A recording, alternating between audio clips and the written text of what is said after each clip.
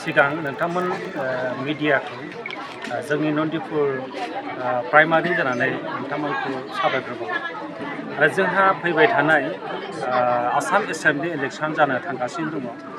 दा बेवहाय जोंहा मोनसे कमिटि गोनांथि दङ।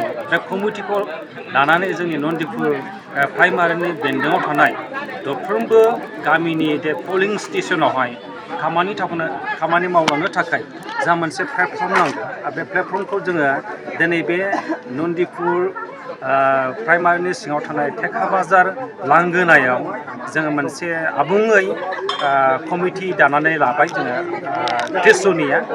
बे त्रिसुनिया कमिटिनि गेजेरजों जों गामि गामि हाबनानै रायजो राजाफोरनि गेजेराव आइ आफाफोरनि गेजेराव जोङो गाव गावनि भटखौ मोजाङै जाहाथे जोंनि नांगालाव जोंनि BPF हान्जानो भटखौ होयो।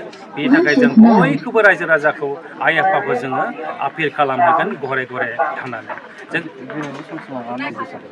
जोङो नन्दिपुर प्राइमारि जानानै जोङो स्ट्रङै जोङो बयजोंबो गोरोबनानै आरो जोंनि मावनो लानाय थांखिफोरा बयबो रायजो राजानि थाखाय माने मोनसे मोजां मोनसे जों आसनिफोरखौ जों एप्लाइ खालामनो थाखाय जों थिरांथा लादों।